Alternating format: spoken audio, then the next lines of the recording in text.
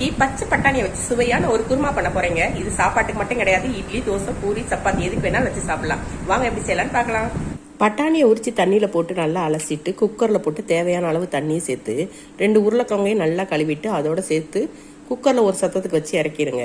மிளகா வத்தல், மல்லி, ஜீரகம், சோம்பு இதை வறுத்து மிக்சி ஜார்ல போட்டு கொஞ்சம் தேங்காயும் சேர்த்து நல்லா வலுவலுன்னு அரைச்சி வச்சுக்கோங்க. இஞ்சி, பூண்டு, முந்திரி பருப்பு, சின்ன வெங்காயம் இதையும் தனியா அரைச்சி எடுத்து வச்சுக்கோங்க. உருளைக்கிழங்கு வந்ததும் உருளைக்கிழங்கு தனியா எடுத்து தோலை உரிச்சிட்டு அதை பிசைஞ்சு எடுத்து வச்சுக்கோங்க.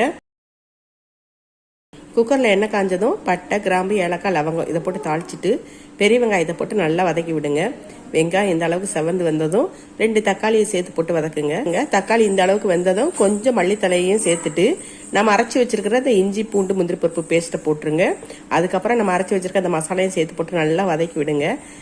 இப்ப வேக வச்சிருக்க உருளைக்கிழங்கு தேவையான அளவு உப்பு, மஞ்சள் தூளை போட்டுட்டு நம்ம வேக வச்சிருக்க அந்த பட்டாணியையும் போட்டு தேவையான அளவு தண்ணியை சேர்த்து திரும்ப ஒரு சத்தத்துக்கு வச்சு இறக்கிட்டீங்கன்னா சுவையான பச்சை பட்டாணி குருமா ரெடிங்க.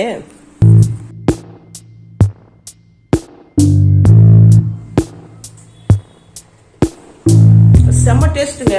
நீங்களும் இது போல குருமா செஞ்சு சாப்பிட்டு பார்த்துட்டு டேஸ்ட் எப்படி இருந்துச்சுங்கிறத கமெண்ட்ல சொல்லுங்க.